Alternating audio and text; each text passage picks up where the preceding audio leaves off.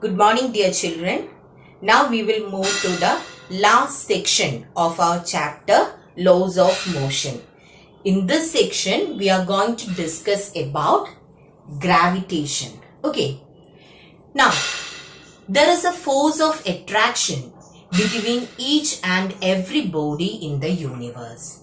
And this is made into a law by Newton, and it is known as Newton's law of gravitation. Okay, so first I'll tell you about Newton's law of gravitation, and after that I'll give you the explanation. Okay, so according to Newton's law of gravitation, every body in the universe attracts every other body with a force which is directly proportional to the product of their masses and inversely proportional to the square of distance between them. So let us check. I am going to consider two bodies. Okay. Let this be of mass m1, this be of mass m2. Let these two bodies be separated by a distance r. Okay.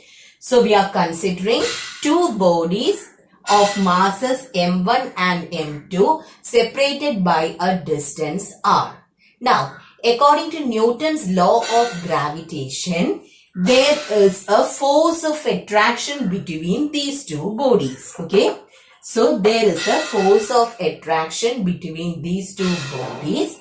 And again, what is said there? This force is directly proportional to the product of their masses. So, the masses of the bodies are m1 and m2. So, F is directly proportional to the product of their masses and inversely proportional to the square of distance between them. So, what is the distance between the two bodies? It is r, isn't it? So, inversely proportional to the square means r should come in the denominator, and we are speaking about its square. So that is why I have written it as r square. Okay. So this is what Newton's law of gravitation says. There is a force of attraction between two bodies in the universe, and this force is directly proportional to the product of their masses and inversely proportional to the square of distance between them. You have to by heart this law. Okay. Now, here it is proportionality sign. I am going to change and make it into equal. So, if a proportionality sign is changed, then what we need there? We have to introduce a constant, isn't it? So, F is equal to, I am introducing a constant G, M1, M2 by R square. And this constant is known as gravitational constant or universal constant. Its value is a constant. It won't change. Okay. So what is the name given for capital G? It is known as gravitational constant or universal constant. Its value won't change. So F is the gravitational force. G is the gravitational constant. M1 and M2 are the masses of the two different bodies, and R is the distance between these two bodies. So, is it clear? According to Newton's law of gravitation, every body in the universe attracts every other body with a force which is directly proportional to the product of their masses and inversely proportional to the square of distance between them.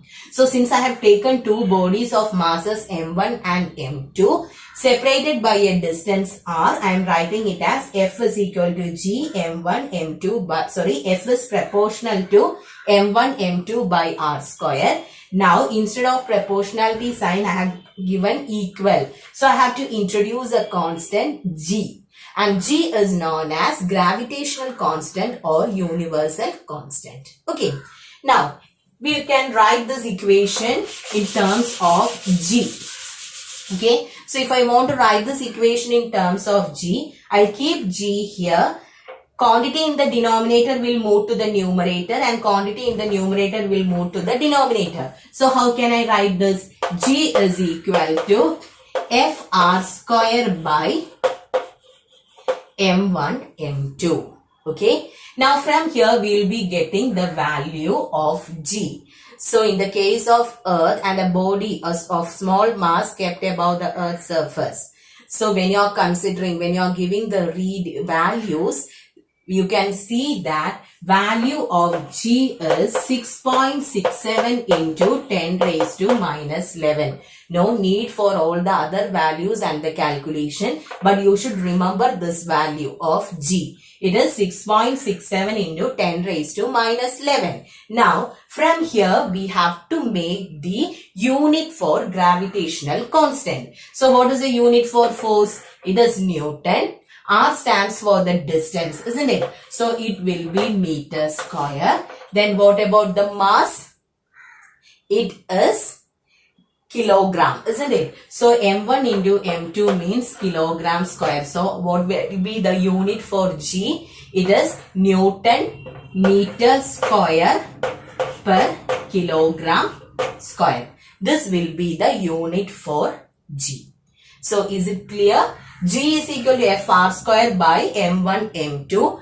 After giving the values, you will be getting the value of G as 6.67 into 10 raised to minus 11. Then about the unit, SI unit for force is Newton. Then the distance is meter. Since square is coming, meter square. Then M1 unit is kilogram. M2 also it is kilogram. Kilogram into kilogram is kilogram square. So Newton meter square per kilogram square is the SI unit for the gravitational constant G. So is it clear about this? Now from this we can give a definition for G. Okay, gravitational constant is equal to the gravitational force between two bodies of masses 1 kilogram each separated by a distance 1 meter. If the masses of those two bodies are 1 kg each, and if they are separated at a distance of 1 meter, here 1 square is 1, 1 into 1 is 1, isn't it? So what will be G? G will be equal to F. This is how we will form definitions, isn't it? So if the values of masses and the distance are equal to 1, then G will be equal to F. So we can define gravitational constant as the force between two bodies of masses 1 kilogram each separated by a distance 1 meter. Okay, now few more things we have to consider about the gravitational force. There are 4 main characteristic features for this gravitational force. The first thing is gravitational force will be always attractive in nature. Okay, gravitational force won't be repulsive. I think you know what is attractive and what is repulsive. Attractive means it attracts all the objects. Repulsive means it repels. This gravitational force will never be repulsive. It will be always attractive. Okay, that is the first point. Now the second thing is gravitational force will be directly proportional to the product of the masses. Okay, that is the next point. It is directly proportional to the product of masses. Then what will be the third point? It is inversely proportional to the square of distance between the masses. And the fourth one is, it is important or significant in the case of heavenly bodies. So, if I am keeping a chalk here, there is a force of attraction between myself and the chalk, but I am not feeling it, isn't it? And there will be an attraction between each and every object in the universe. We won't feel it. The reason is this gravitational force comes into act, or it will be experienced, or it is significant only in the case of bodies with heavy mass. Okay. So, it is significant in the case of heavenly bodies. There is a force of attraction between each and every object around us, but we won't feel it. The reason is size is less. It is significant only in the case of heavenly bodies whose mass is more. So, is it clear about gravitational force? Newton's law of gravitation, then the equation, gravitational constant, definition for gravitational constant, its unit and value, then the characteristic features, attractive, directly proportional to the product of the masses, inversely proportional to the square of distance, and it is significant only in the case of heavenly bodies. Okay, so is it clear? Now we will move to the next topic. Okay. Now we will be considering about the gravity. Okay. Gravitational force means it is the force of attraction between any two bodies in the universe. Now the next thing is force due to gravity. The force exerted by Earth on a body. The attractive force exerted by Earth on a body can be called as force of gravity. Okay. The force exerted by each and every object. The attractive force between each and every object in the universe is gravitational force.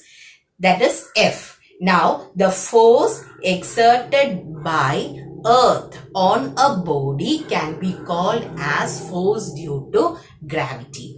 Okay, so we already learned that Earth is attracting each and every object towards its center, and that is called force of gravity. Now we are considering a small mass m kept on the surface of the Earth. Okay, a mass small letter m, let this be the Earth, it is kept on the surface of the Earth.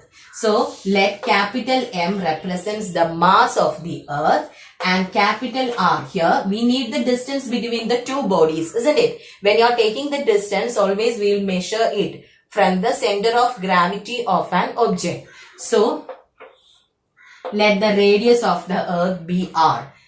M is the mass of the Earth and M is the small letter m is the mass of the object placed on its surface. So R, the radius of the Earth, will be the distance between the two. Now in this case, how can we write the gravitational force? F will be equal to, anyway G we need. Force stands for gravitational force. G is gravitational constant. Then product of masses. M is the mass of the Earth and small m stands for the mass of the object. And what about the distance? It will be capital R square. So is it clear? When we consider the force, attractive force exerted by Earth on a body, we will call it as force due to gravity. We are considering a body of mass m placed on Earth's surface. Let capital M be the mass of the Earth and capital R be the radius of the Earth. So we can write the equation as F is equal to G mm by R square. Okay, so is it clear? Now, the next thing is about acceleration due to gravity. Already we learned that Earth is pulling each and every object towards its center, isn't it? Now, when Earth is pulling each and every object towards its center, what happens to the speed of the object? The speed of the object increases, isn't it? And do you remember what is free fall? When an object falls only under the force of gravitation or gravity, we will call it as free fall. So if I am putting a chalk down, many forces, gravity will be Earth's gravitational force will be exerting on it and it will be pulling it down. At the same time, frictional force is there, air is exerting a force. So many forces are acting on the body. But when you are considering free fall, the only force acting there will be the gravitational force, isn't it? Now, when a body is coming down due to the Earth's gravity or due to the gravitational pull of the Earth, the velocity or speed of the body increases. Increase in speed or velocity can be called as acceleration, isn't it? And what happens to the acceleration for a falling body? When the body is coming down, its velocity increases. When the velocity increases, we'll call it as acceleration, isn't it? And if it is decreasing, it will be retardation. So, when in the case of a falling body, due to Earth's gravitational pull, acceleration increases. And this acceleration produced in the body is known as acceleration due to gravity. Okay, so this acceleration produced in the body is called acceleration due to gravity. It is represented by the letter small g. This is acceleration due to gravity. Now, we have different values for g at different places on earth, but in general, we'll be considering it as, what is the value? 9.8 meter per second square. This is considered as the value of acceleration due to gravity on Earth's surface. The value is slightly less in the equator and slightly more when you move to the poles. But on an average, we will be considering the value of G on Earth's surface as 9.8 meter per second square. Now, one thing I missed, when you are considering the gravitational force acting on a body placed on Earth's surface, after putting all these values, what we will get is 9.8 Newton. Okay. By giving the value of G, mass of the Earth, let the mass of it is a small body. Mass of the body can be considered as 1 kilogram. Then by putting the radius of the Earth, by giving all these values, we will be getting the value of force due to gravity as 9.8 Newton. Okay, so please keep this value also in your mind. Then we were discussing about the acceleration produced due to gravity. So when a body is coming down, its velocity increases. That means an acceleration is produced. And since this acceleration is produced due to the gravitational force, we will call it as acceleration due to gravity. It is represented by small letter g and its value on Earth's surface. On an average, it is considered as 9.8 meter per second square. So is it clear? Okay, now we will be moving to the next topic.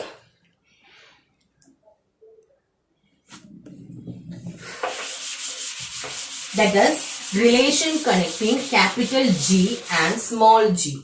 Okay, relation connecting capital G and small g. So we are going to consider a body of mass m, small letter m, placed on Earth's surface. So what will be the force acting on the body? From Newton's second law of motion, we learned that F is equal to ma, isn't it? Now, in the case of acceleration produced due to gravity, when you are keeping a body on Earth's surface and when you release it, it will be coming down. It is an accelerated motion, and this acceleration is produced due to gravity, isn't it? So, equation F is equal to ma can be written as F is equal to mg.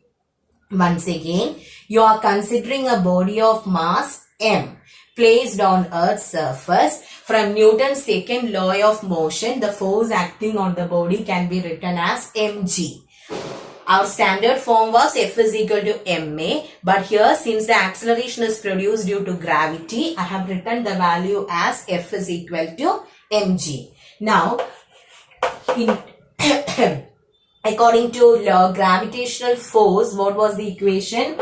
F is equal to Gmm by r square. This is what we learn now, isn't it? The gravitational force exerted on a body placed on Earth's surface is given by the equation Gmm by r square. Now we are going to equate these two. mg is equal to Gmm by r square, or what will be g? G is equal to Gm by r square. This m will come down. Here also we have an m, both gets cancelled. So G is equal to Gm by r square. And this is the equation connecting gravitational force or gravitational constant and acceleration due to gravity. Okay. Relation connecting small g and capital G. Capital G is gravitational constant, small g is acceleration due to gravity. So is it clear? We have considered a body of mass m placed on Earth's surface. So from Newton's second law, F is equal to mg. Then gravitational force acting on the body F will be gmm by r square. By equating, you will be getting G is equal to gm by r square. So is it clear about the relation? Okay, now we will be moving to the next part, that is about the equations of motion. Okay, so already I told you what is free fall. If the only force acting on a falling body is the gravitational force, we will call it as free fall, isn't it? Now, we already learned three equations of motion. Do you remember which were they? V is equal to u plus at, S is equal to ut plus half at square, and v square is equal to u square plus 2as. So these were the equations we learned, isn't it? Now we are going to change these equations in the case of a body which is thrown up or which is coming down. These were the equations in the case of horizontal motion. Okay. Now we are going to consider vertical motion, that is for a falling body or a body which is thrown up. So what all changes we have to make in these equations? The first thing, no change will be there for u and v, isn't it? U is the initial velocity and v is the final velocity. We don't want to change u and v. Then what about a? A stands for acceleration. For a vertical motion, A will become G. Why? Because here the acceleration is produced due to gravity. So the A will get converted to G. Then what about S? Displacement or distance will be given when you are considering horizontal motion. In the case of vertical motion, S gets converted to height, isn't it? Horizontally, we will be calling it as distance or displacement. Vertical, we will be always telling it as height, isn't it? So, only two changes will come here. Wherever you have A, you have to make it G, because in the case of vertical motion, acceleration is produced due to gravity. Then, wherever you have S, displacement, there you have to put S. Now, can you tell me how we will be writing these equations? First, we will write equations of motion for a falling body, okay? A body which comes down due to gravity, okay? So, in the case of free fall, how can we write this equation? V is equal to u plus gt. Free fall means here acceleration. The acceleration is produced in the case of a body coming down, and retardation is produced when the body is thrown up, because when a body is coming down, its velocity increases. So acceleration is produced. Instead of that, when you are throwing a body upwards, what happens? After some time, the body will come down. Do you know what is the reason?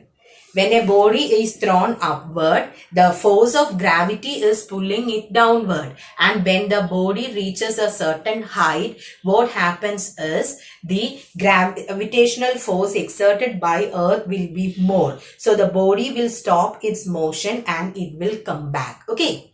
So when you are throwing a body upwards, what happens? Its velocity decreases. That means it is retardation. Okay, but when a body is coming down, its velocity increases and it will be acceleration. So our first set of equations are for a uniformly accelerated body. That is why I have given plus here. So V is equal to U plus GT. Then instead of S, what should I write? H.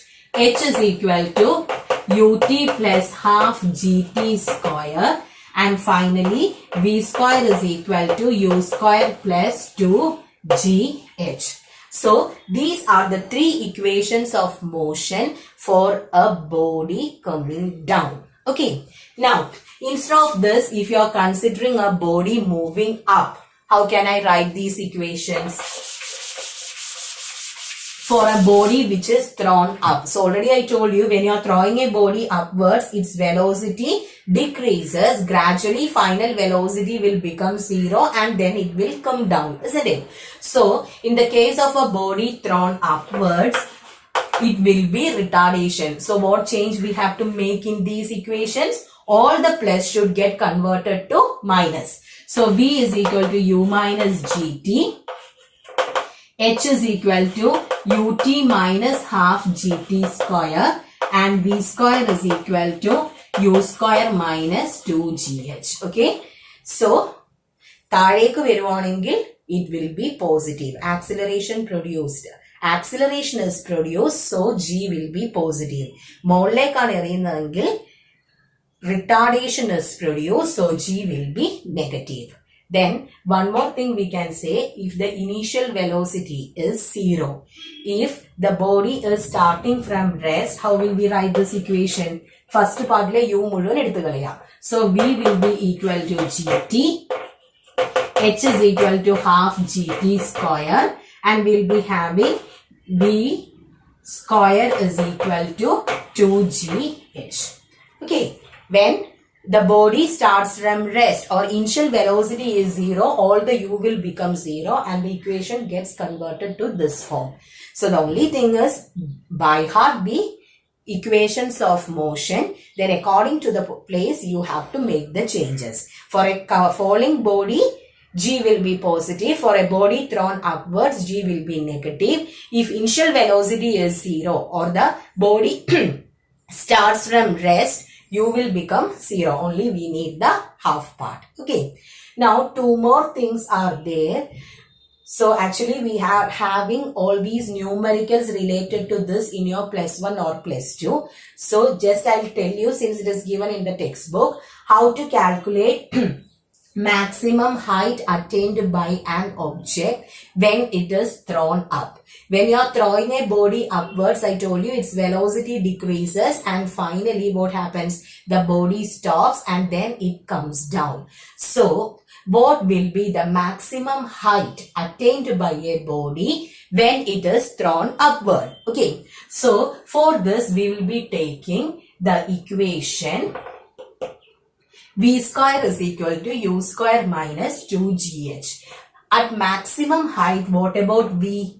I told you, U is the initial velocity and V is the final velocity. At a maximum height, what happens to the speed?